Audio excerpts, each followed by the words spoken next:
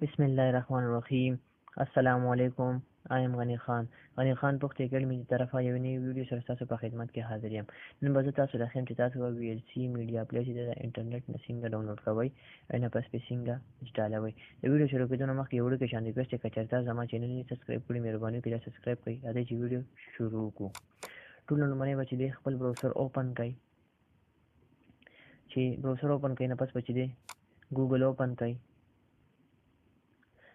چې ګوګل اوپن کړئ نه پس په دې لکه تاسو سرچ کې ورکړئ VLC MEDIA میډیا پلیر PLAYER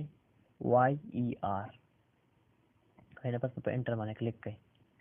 چې څنګه په انټر باندې کلیک کړئ دلته کې به چې دی ما سره چې دی مختلف لینکس چې دي هغه ما سره دلته کې شو شي. ای کې به چې دی تاسو چې دی په دې لینک باندې کلیک کړئ چې ډاونلوډ افیشل VLC میډیا پلیر. په دې به تاسو چې دی کلیک کړئ، دا لینک په اوپن کړئ.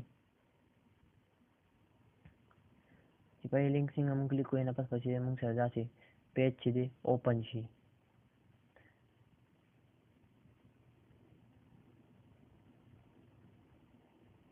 تاسو به چې دلته کې ډاونلوډ VLC په دې باندې تاسو چې دی کلیک کړئ.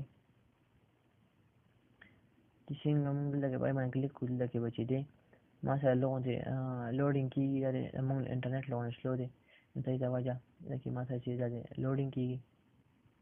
څنګه تاسو په ډاونلوډ باندې کلیک کړئ نه پس پسې دلته کې ما سره VLC میډیا پلیر چې دی هغه ما سره ډاونلوډینګ سټارټ شي.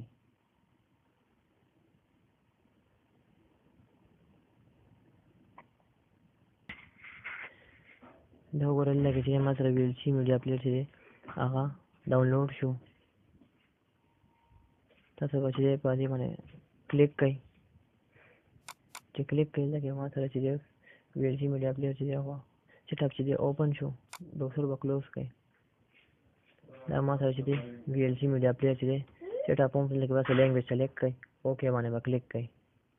دلته کې مالا وایي چې ویلکم ټو VLC میډیا پلیر. نه پس په نیکسټ کلیک کړئ. نه پس پسې دوباره په نیکسټ باندې کلیک کړئ. چې په نیکسټ کلیک کړئ دلته کې به ما سره چې راشي چې کسټم کې به ما ته لیکلي وي چې سټارټ مینیو شارټ کټ ډیسکټاپ شارټ کټ.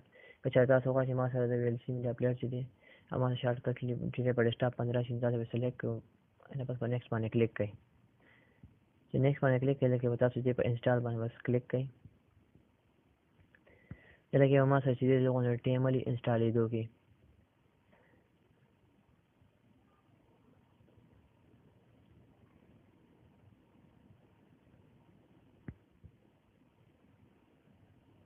और VLC میډیا پلیر چې ما سره انسټال شو. کمپلیټینګ VLC میډیا پلیر سیټ اپ.